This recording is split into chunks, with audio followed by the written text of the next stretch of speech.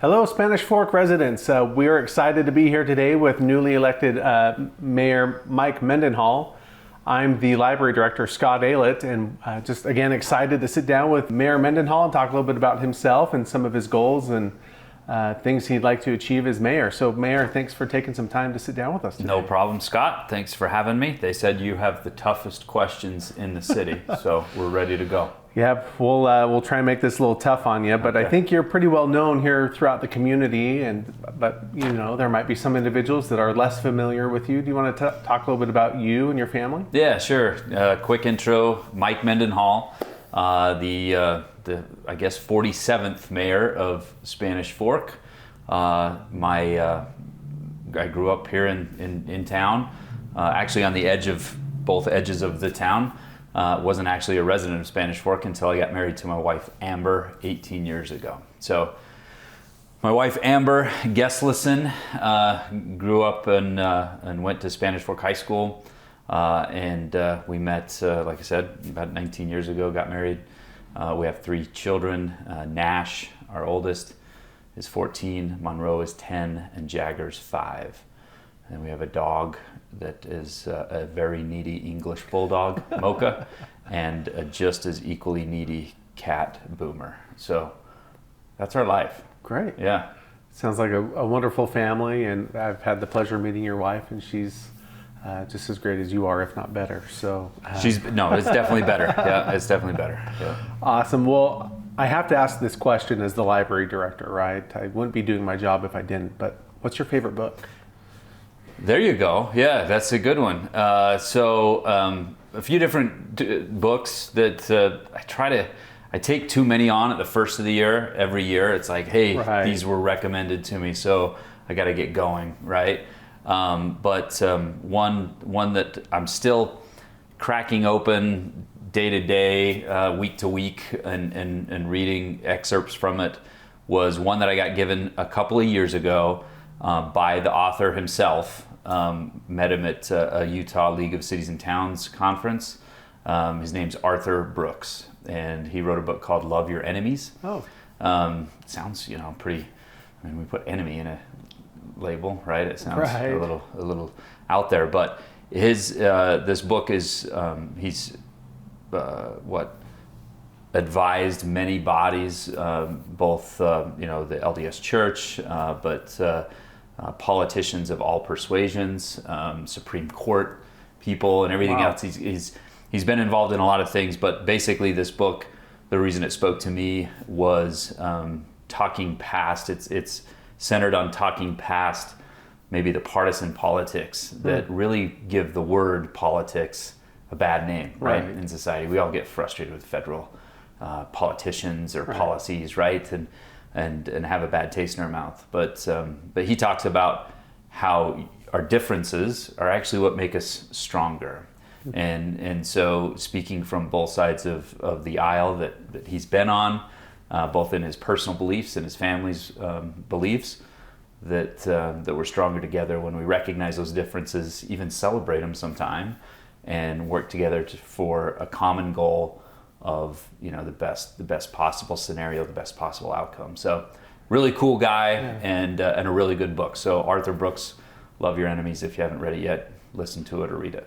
Yeah, I'll have to check that out, both figuratively as well as literally. Yes, right? I hope it's in our library. I haven't checked. We'll have to double check on that one. But that sounds like a great concept, right, of loving your enemies and trying to work with different individuals of different persuasions. But speaking of politics, what was it that motivated you to run as a city council member? You had a number of years of service as a council member. What was it that first got you to even think and pursue that? The money, for sure, the money. Right. Yeah, I mean, I got good friends in the city and in the business community that really encouraged me to run. Said, hey, we'd like somebody with a business background, we'd like somebody that's been involved in the community. So Amber and I were invited to be involved in Fiesta Days early on. I was also involved in the Chamber of Commerce. I didn't show up for a meeting, so they made me the president of the chamber. And so just being involved that way, some really good friends and people I'd call mentors encouraged me to. And so, those people usually never steer you wrong. Right. So I took their advice, thought about it, prayed about it, You know, we got a young family, and so it was really a lot up to just not just me and what maybe I thought I wanted to do, but my wife and how that would fit in with our family life. And so, bless her heart, she encouraged me to do it, and we've never looked back ever since. Our kids have enjoyed it, our extended families have enjoyed it, and the enjoyment has been just being involved and getting to meet so many great people in the community, because that's what our community is full of, is just a lot of great people. Right, for sure. So 8 years, right, of service on the city Correct. council. Yep. Why take the next step? Why run for mayor? Yeah, some advice I got when I first started into city council service was from a councilman up in Sandy, who doesn't do it anymore, but his name's Steve Fairbanks. And Steve asked me, one of my first meetings that I was involved up in Salt Lake with the league, he says, well, why are you doing this? You're in your 30s and you're probably busy and everything else, so why are you doing this? And I says, well, I love my community, and you know, I feel like they've given me a lot, so maybe it's time to give something back and help where I can. And he said, you know, that's a good answer, but he says, remember this, if you don't run for office, a politician will. And so that word politics that I just said is, you know, here I am kind of making fun of that word, but sometimes that happens. I think you know, people can get into politics for something they see might be coming down the road of it, right? But really, the reason taking a step from the mayor, or excuse me, from the council role to the mayor, was just a natural transition. Mayor Leifson, you know, was a great mentor and a great friend too. To simply say, hey, the good momentum we have going was helped created by you serving in the council, so keep that going. Right. And so that's really the big part of it. I'm honored to represent Spanish Fork. A mayor's role is a little bit different than councilman positions, in that you're representing your city on a state level and a federal level a lot. People like to hear from mayors, and some of those decision makers can make decisions that really affect your city in one way or the other. So I've got to know a lot of those policy makers in the state level, and some even in the federal level. And so I figure that relationship that I have with those people, I can leverage for our city as a mayor, and make sure they know whatever policies they're going to enact, I'm going to tell them exactly how it's going to affect the citizens of Spanish Fork, either in a positive or negative way. I think that helps to better understand, right? I think a lot of residents might wonder what the role of the mayor is versus the city council. So I think that's a great way to help distinguish how you operate in comparison to the city council. In addition to that, you sit on a number of different commissions and boards. Do you want to talk a little bit about some of those? Yeah, that's a good point. All of our council members and the mayor are lay positions, right? So we have full-time jobs that we work at. I'm a financial advisor here in town. I've been in finance for 15 years, but our other councilmen work outside this job as well, and it involves a lot of time after hours of your regular 9 to 5 job. Right. So I was at a board meeting today for SUVPS, which is a power board we sit on. Well, that started at 6:30 in the morning. I have another meeting that starts at 6:30 tonight, right? And so that's just the way that kind of the scheduling works. But the really important boards, all of them are important in their own aspect. I mean, it's important to somebody, right? I sit on the power board. We have Councilman Marshall on the Parks and Rec board. Brandon Gordon is on the wastewater board and the garbage and things like that. Right. That's pretty important. Yeah. You don't think it's important until your garbage isn't picked up and your sewer doesn't work. And Parks and Rec, hugely important for quality of life in our community. Yeah. The animal shelter, well, it's pretty important to those people that need to go pick up their stray cat or dog. Right. So all those things are important. The mayor is more of a ceremonial position than maybe the council member. That was part of maybe an adjustment that I'm still getting used to, right? Only 3 weeks into this. Right. The legislative body is the council. They're the ones that actually make the vote.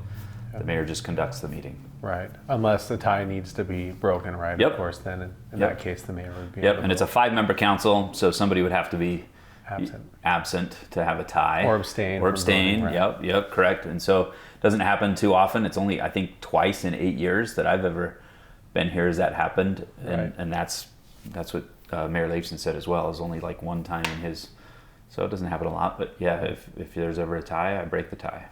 Great.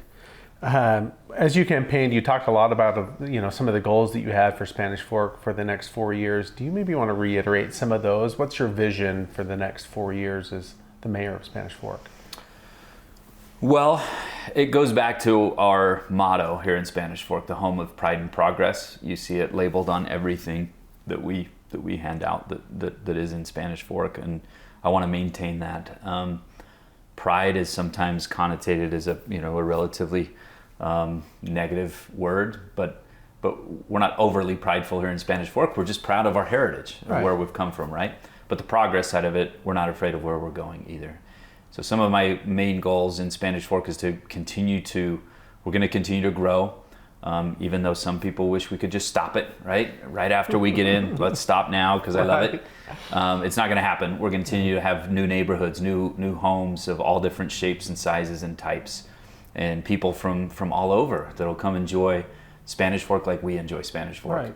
And so our goal is to make sure that quality of life is protected, of why people have lived here for their whole lives, why they never left, and why people are coming now, why kids grow up and go to college and get a job and then they want to come back. Yeah, exactly. Right.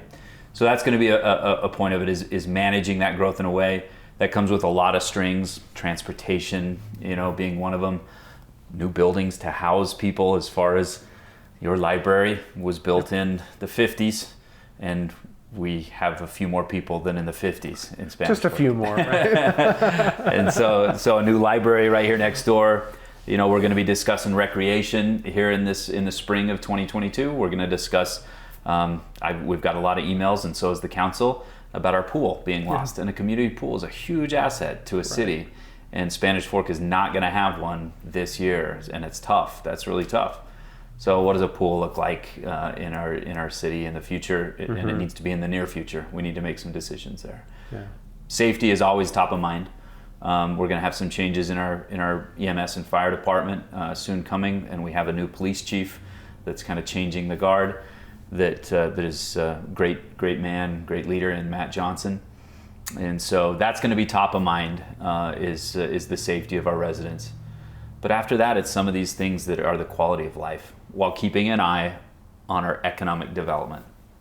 Economic development's been huge for Spanish Fork, in that not too long ago we celebrated that we collected $1 million a year in sales tax revenue, and now we bump up against $1 million a month in sales tax revenue. That means there's a lot of people from out of town that are shopping in Spanish Fork, and that benefits us as residents to keep our property taxes low and our quality of service high. Right. You talk about economic development and growth there, and with your experience being on, a member of the Chamber of Commerce and whatnot, how will you promote small business here within the community? A lot of our growth is probably coming from those larger retailers. Right. How do we promote, the small business here in town? Yeah, that's a great question. I've only done business on Main Street in my whole, adult life, at 2 banks on Main Street. Now my financial office is on North Main Street too. And so protecting the ability for small business to work, whether you're on Main Street or off Main Street, is a hugely important goal of mine and the council. The Chamber does a fantastic job of celebrating people and businesses that do great things.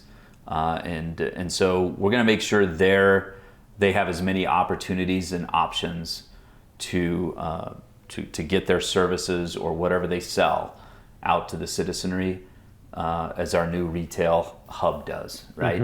And so I was told one time by an outside economics professor that looked at our Main Street, and it really, really drove it home to me that they said, your Main Street is never stagnant, meaning it's never just going to be the same. It's either going to be improving or declining.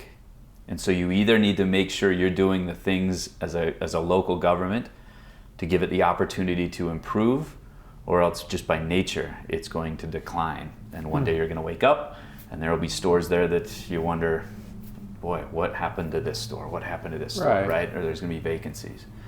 And so it's hugely important and on the minds of our department, but also the elected officials, to make sure small business gets a chance at succeeding in Spanish Fork. A huge example is going back to the COVID stuff.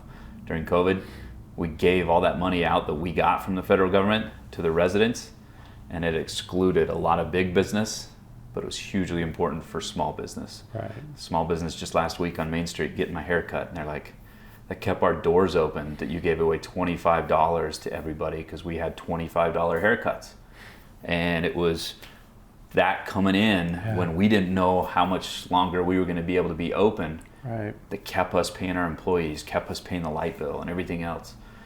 So while we hope we never have to do another COVID stimulus Right. thing in the city, you will see us be creative and thinking out of the box of effective ways to make sure business is booming in Spanish Fork.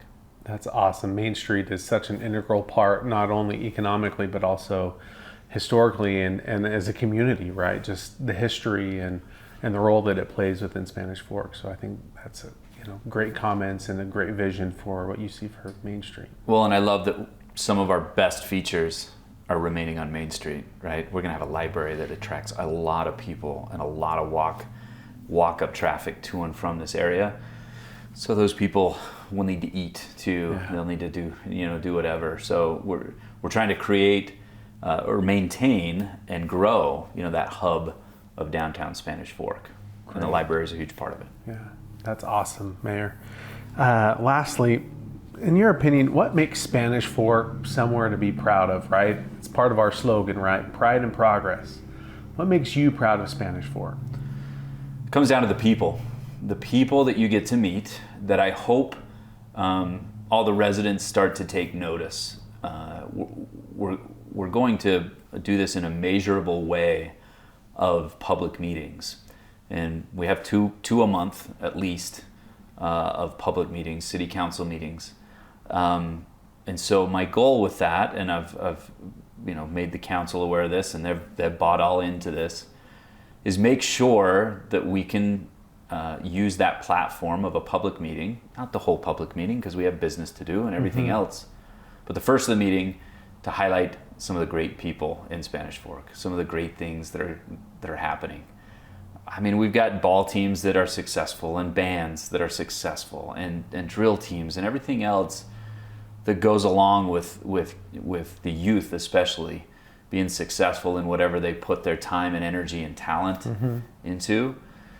But we have some super caring people. I don't know what other way to put it. They care for their neighbors, but they care for the community.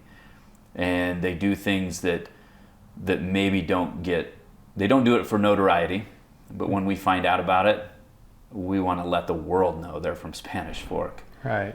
Because that's what the people are about here, taking care of each other. We love the geography, we love the area we're in, it's beautiful.